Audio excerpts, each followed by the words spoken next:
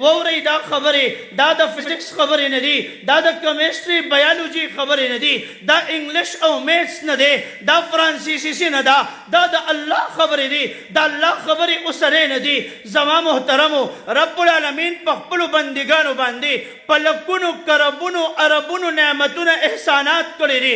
هغه ټولو کې د ټول لوی احسان، د ټول لوی نعمت او دولت دا دی چې رب العالمین فیصله وکړه چې د بندګانو مغفرت کوما.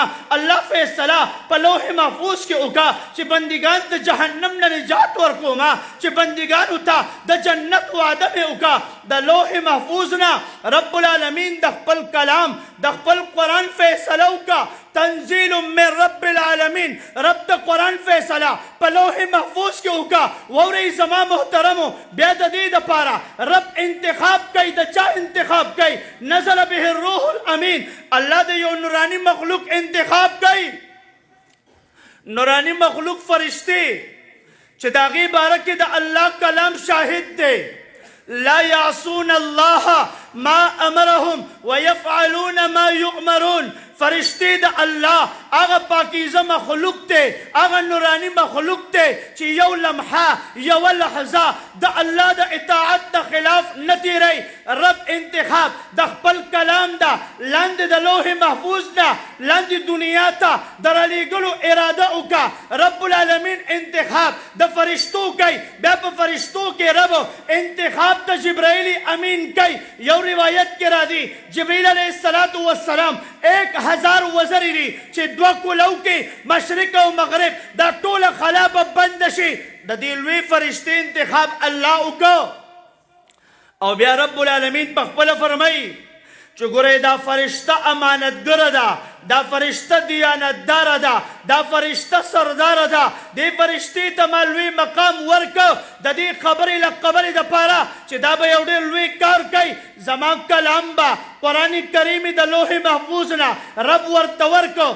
رب ورته وویل ای جبریل لاشه نزل علی محمد امام الانبیاء ته دا قرآن یوسه. دا قرآن د الله خبرې دي. مفتی شفیع صاحب رحمت الله علیه لیکلي دي قرآن د الله خبرې دي. مولانا عبید اللہ سندھی رحمہ اللہ رحمتا واسعہ با فرمائے قرآن وہ کلام ہے جو انقلاب کا درس دیتا ہے. قرآن اگر کلام الہی دے چې دا انقلاب درس ورکي. بیا دا قرآن فرشته چې کومه فرشته راوړي ام سرداره چې کومې ځمکې ته رب دا قرآن رالیږي.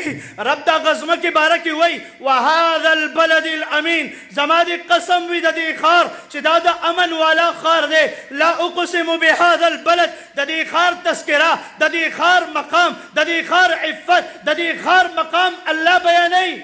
او بیا دا کلام الهی چې په کومه میاشت کې راځي هغه میاشت هم الله مونږ ته په ګوته کوي. شهر رمضان الذي انزل فيه القرآن.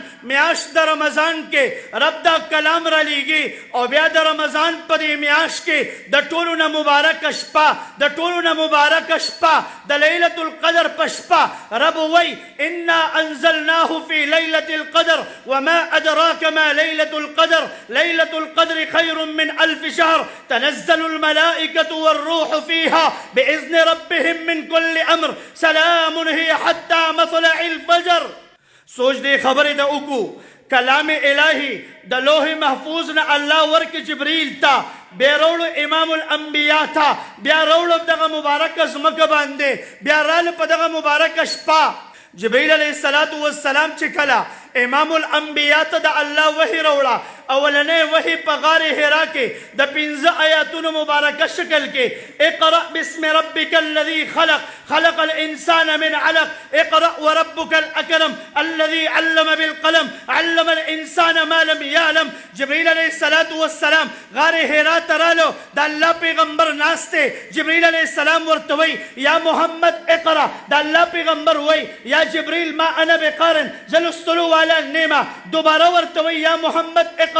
دا اللہ پیغمبر ورتوئی یا جبریل ما انا بقارن لستلو والا النیمہ. دا بخاری شریف روایت تے مفسرین تفسیر گئی علا قلبک لتکون من المنذرین. رب دا پیغمبر رد القا سنگ گئی. جبریل علیہ الصلاة والسلام سینې ته آقا نامدار را جوخ کو زور داسې ورکو دا رجوختول دا رنزدېکت مفسرین وایي چې کوم قرآن د لوح محفوظ نه رب جبریل ته ورکو امام الانبیا جبریل سینې ته راجوخ کو هغه ټول قرآن رب العالمین د محمد رسول الله سینې ته منتقل کو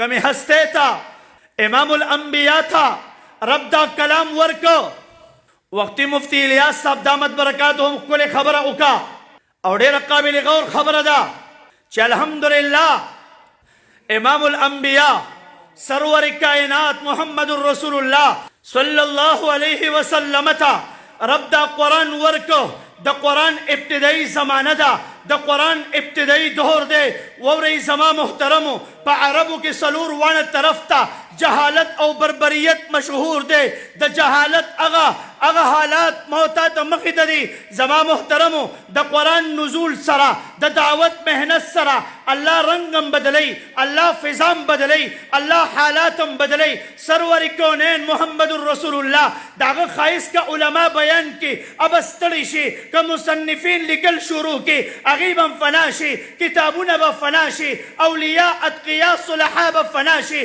دا جناب محمد الرسول اللہ صلی اللہ علیہ وسلم دا اغا خائص ختمی گنا یو دا چی دا امام الانبیاء کمی ہستے تا اللہ قرآن ورکو کمی ہستے تا اللہ دا دعوت محنت ورکو کمی ہستے تا اللہ احکامات او تعلیمات ورکو دا اغا پا خائص باندے صحابہ ستڑی شو خائص ختم نشو رب پخپل دا محمد الرسول اللہ دا خائص تذکری کئی رب پخپل دا محمد الرسول اللہ دی امت تا مقام بیانی رب پخپل دا امام الانبیاء دا خار تذکر کئی رب پخپل دا امام الانبیاء دا مخ تذکر کئی رب پخپل دا امام الانبیاء دا غاخون مبارک تذکر کئی دا زلفان مبارک تذکر کئی راشی اگوری تفاسیر دا ودوحا تفسیر اگورا تفسیر خازن تفسیر کئی امام الانبیاء تا اللہ صبر حسن ور کرو دا موتا خیال تصورم نشو کولے